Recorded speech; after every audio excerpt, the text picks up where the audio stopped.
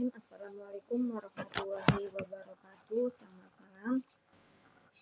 Di bulan Juni ini di minggu kedua saya mau share tentang buku yang berjudul Beresin Dulu Hidupmu, di mana dari Carrie Jones Bishop. Di sini saya mau bahas ke bab keempat, yaitu aku bisa. Karena setiap orang itu punya masalah dan hidup tidak selalu sempurna, hidup tidak akan pernah sempurna. Ada saat dalam hidup kita merasa agak murung, agak terkalahkan, ketika sepertinya segalanya itu tidak akan beres. Kita belum sepenuhnya menyerah, meski terkadang sudah menyerah, tetapi pergulatannya itu sangat nyata. Mungkin kita sedang menghadapi masalah besar, banyak hal yang memang terjadi di kehidupan kita. Ternyata keberuntungan itu tidak mempan. Artinya kita mungkin sesuatu yang tidak terlalu serius. Kita kehilangan kaos favorit kita, kacamata kita pecah, atau dan lain sebagainya. Masalah pengalaman-pengalaman ini negatif yang kita alami jarang berada di dalam satu isu itu aja, tetapi itu secara tidak langsung menyebar seperti bahan kimia yang beracun, yang mereka merembes ke semua aspek kehidupan diri kita.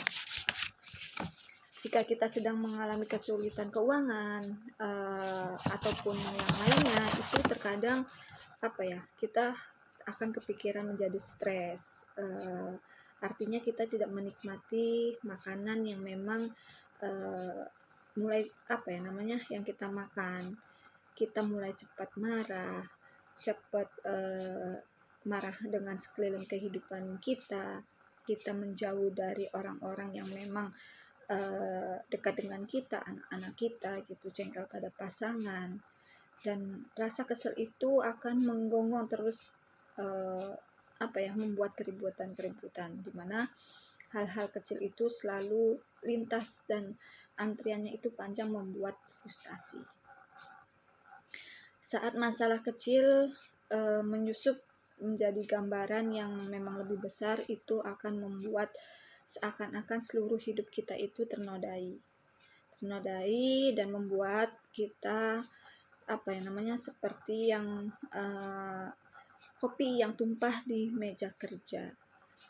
Masalah kecil menyebar dengan cepat dan menciptakan masalah-masalah yang memang lebih besar saat cairan berwarna coklat itu mengalir ke laptop, ke telepon, tumpukan surat tagihan, sementara kita heboh menepuk lap ke segala arah. Upaya itu sangat sia-sia. Karena apa? Untuk menindak bencana, tetapi malah menciptakan lebih banyak kekacauannya.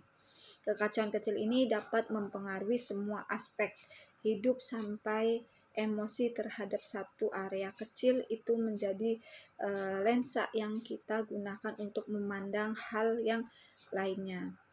Akhirnya kita berpikir bahwa hidup ini terlalu sulit, aku tidak pernah bisa melewati ini, semua orang itu kurang sesuai, kita sudah muak dengan semua kekacauan ini. Tak satu pun pendapat yang memang mencerminkan realitas, terlepas dari apapun yang memang mungkin kita pikirkan saat ini.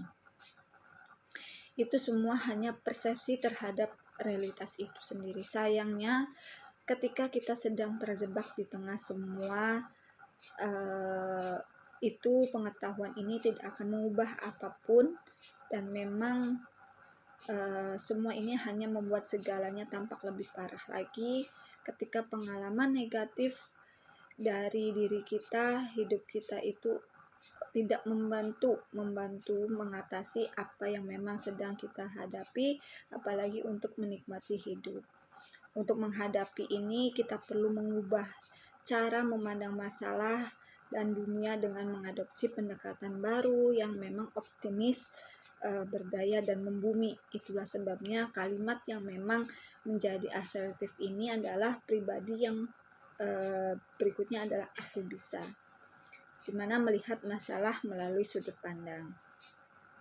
Jika semua kemalangan kita ditumpuk dalam satu tumpukan yang memang lalu setiap orang harus mengambil bagian yang sama, sebagian besar orang akan puas mengambil miliknya sendiri kemudian pergi. Setiap orang itu punya masalah dan kehidupan tidak selalu sempurna.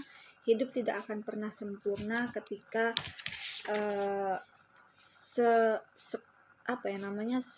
Socrates masih hidup 2400 tahun yang lalu.